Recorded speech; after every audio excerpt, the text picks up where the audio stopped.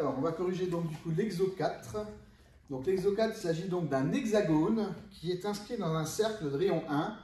Alors ça veut dire que du coup, toutes les longueurs que vous avez, donc CB, BA, AF, FE, ED, DC, et ainsi que toutes les demi-diagonales, tout ça, ça vaut 1. D'accord? Donc toutes les normes vont valoir 1. Alors, il y a aussi le centre O. Et donc du coup, tous les angles, donc cet angle-là, donc AOB, donc cet angle-là, ça va être aussi 60, ça va être aussi 60, ça va être aussi 60, ça va être aussi 60, ça va être aussi 60. D'accord? Donc en fait, on a finalement que des triangles équilatéraux et tous les angles donc, sont égaux à 60 degrés. Donc ça va nous simplifier pas mal le problème. Alors, on va y aller donc pour le premier. Alors le premier, donc on doit faire OA fois OB. Alors évidemment, dans ce genre d'exercice-là, on ne va pas utiliser les coordonnées, c'est beaucoup trop compliqué. On va être obligé d'utiliser la formule numéro 2, donc avec les normes et le cosinus de l'angle. Alors, du coup, OA, alors OA, du coup, alors on va déjà écrire littéralement ce que ça vaut. Alors cosinus, donc du coup, alors OA, OB, donc il s'agit de l'angle AOB. AOB. Donc du coup ici, alors OA, ça vaut 1. OB, ça vaut 1 aussi. Et on a cosinus de l'angle, donc l'angle il vaut 60 degrés. D'accord? Alors vous vous rappelez peut-être que 60 degrés sur cercle trigonométrique. Alors si je fais un petit cercle trigonométrique rapide, 60 degrés, donc du coup il est là. Donc ça correspond, alors là ici j'ai 60 degrés, et ça correspond du coup à un angle en radian de pi sur 3. Et le cosinus de pi sur 3 tombe du coup sur 1,5. Donc ça vaut du coup 1,5. D'accord? Ça vaut 1,5. Donc finalement, si j'ai 1 fois 1 fois 1,5, ça va faire du coup 1,5. Alors, on va faire le suivant, petit b. Alors, le petit b, donc on vous propose OA, OC. Alors, OA fois OC. Alors, OA fois OC, donc du coup, OA il est là et OC il est là. Alors, du coup, bon, on va écrire du coup que ça fait OA fois OC fois du coup le cosinus de l'angle. Donc du coup, ça va être AOC. AOC, d'accord. Alors, du coup, OA, bon, il vaut 1. OC, il vaut 1 aussi.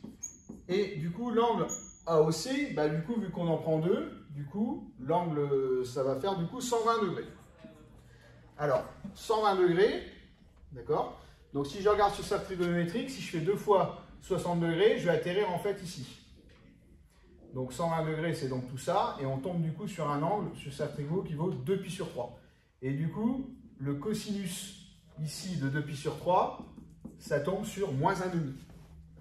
Donc du coup, je vais dire que ça va faire donc 1 fois 1. Alors ça, du coup, alors ça vaut du coup ça, moins 1,5. Alors 1 fois moins 1,5, je peux donner le résultat directement. Ça fera donc moins 1,5. Alors je continue.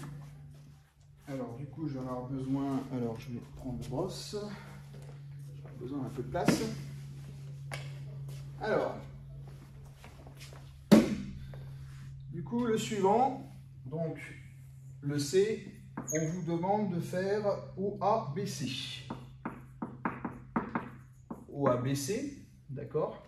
Alors du coup, OABC, donc ça va faire OA fois BC, fois du coup, alors OA, il est là, et BC, il est là. Alors on a un vecteur qui est comme ça, d'accord? Et puis donc on a le vecteur BC qui est comme ça. Donc les vecteurs, on voit qu'ils sont collinéaires, par contre, ils sont dans un sens qui est opposé. Donc là, qu'est-ce qui va se passer? Donc du coup, si j'ai un vecteur comme ça et un vecteur comme ça, on va plutôt le faire plus à gauche.